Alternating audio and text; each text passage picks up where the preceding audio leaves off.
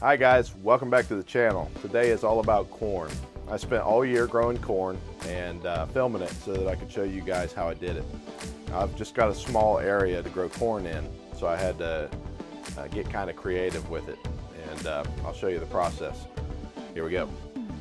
I've always heard you need a large area to grow corn in, or else it won't pollinate properly. The wind just can't blow smaller rows and get the pollination to happen the way it should. Corn is pollinated by the wind, and for that to happen you got to have multiple rows. But I decided I was just going to make 2 rows and put them right here in my garden. Now I've got wood chips down all around my raised beds, so I just decided to pull back the wood chips and plant my rows right down on the bare ground basically. Had to pull out some of these wild onions, they're all over the place, but I got those out of the way, and then I just went through with a hoe and I made rows about 1 inch deep. Didn't go too deep with it because I knew I was going to throw on some topsoil. I'm using corn called Peaches and Cream.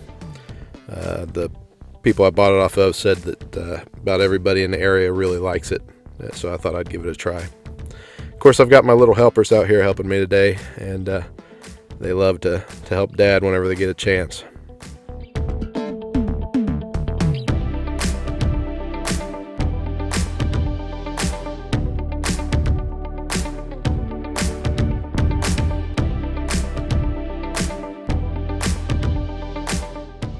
So after I got the corn planted, I loosely raked the dirt back over the corn, and then I went over and got some composted horse manure. I use composted horse manure in my raised garden beds. I've got that in a video, you can check that out if you want on my main channel. So I threw that on top of the corn to give it a little extra nitrogen. I also keep rabbits, and I've got videos about that as well. I use the rabbit poo as a fertilizer. Rabbit poo is one of the poos that you can use directly as a fertilizer. You don't have to compost it first. It comes in little round balls and works great. But after a little while I had corn that was about knee high. I also started my second row, or I guess that would be my second plot. There's 4 rows total. The corn puts off these little shoots down on the bottom here, and I've actually done some research and found scientific studies where they tried it with or without removing them or leaving them in the ground, and they found that it really didn't make any difference. A lot of people remove them. I just left them, and I didn't see any difference. And here you can see the other 2 rows are just starting to come up, so I'll have graduated corn growth, be able to harvest multiple times.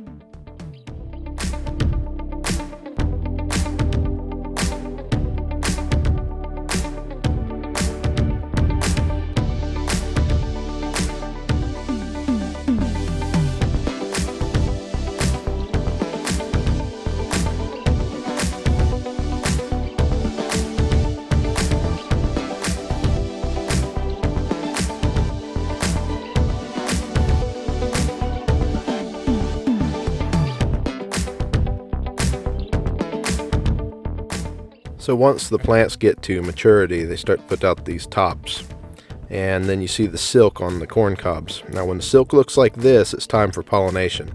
This is when the wind would blow and shake the tops. Your pollen is in the top of the plant up here. So what I do is I take a piece of paper and I just shake the pollen off on it, since there's not a big enough plot to pollinate properly, and then I blow the pollen onto the silks. See, each silk goes to 1 kernel on the cob. So every kernel on that cob has its own silk. If pollen doesn't get on every single silk, then it doesn't pollinate the whole cob properly, and you'll have spotty corn cobs with certain kernels missing. And this right here is an example of that. You can see that up near the top here it didn't get pollinated properly. Here's another example. You can see it's sporadic all around it. So you win some, you lose some, but for the most part, I got it pollinated pretty good.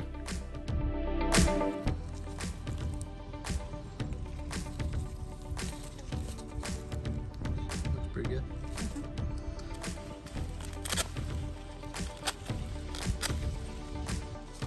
Here's the corn on the cob.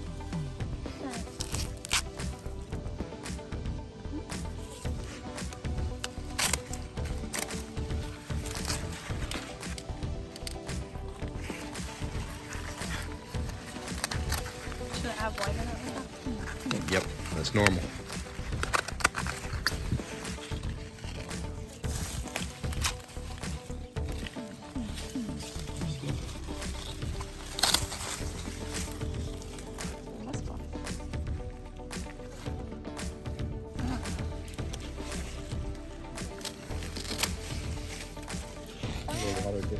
As you can see, we got a pretty nice harvest. So the way I like to peel my corn, I'll end up cutting the bottom off just like this and throw the bottom away, and then you can kind of peel the corn like a banana.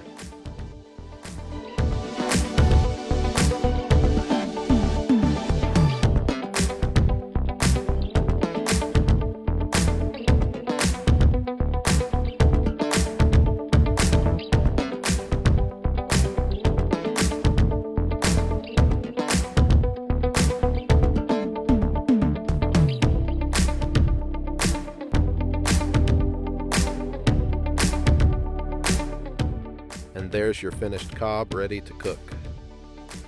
These turned out amazing. They look great. And cover them in a little bit of butter, some table salt, and a little bit of pepper, and you got some amazing corn. All right, guys, so that's how I did it. That's the end process, the end result. You can see the corn looked amazing and beautiful, but I got to be honest with you, it didn't taste the best. I don't know what went wrong there. Maybe I didn't water it enough. Maybe I didn't fertilize it correctly. I'm not sure what it was. The corn didn't taste bad. It just didn't taste good. It wasn't a good sweet corn.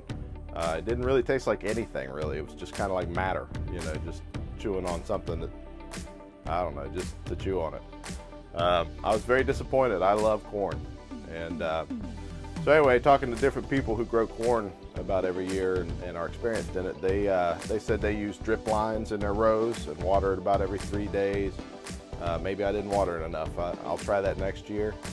They also say they use a fertilizer more often because corn is a high nitrate feeder, and maybe that was it. Maybe the corn didn't get what it needed. So I'm going to give it another go next year and see how it turns out.